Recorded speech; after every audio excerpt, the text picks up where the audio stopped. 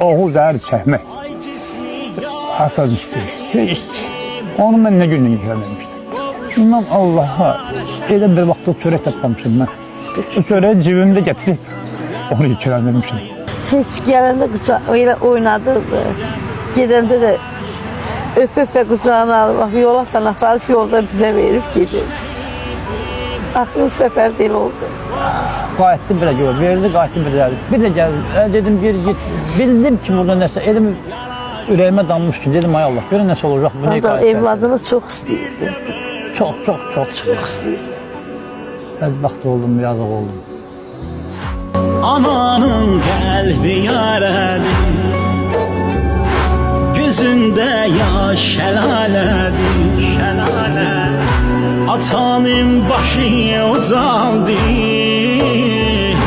könül mülkü viranədir.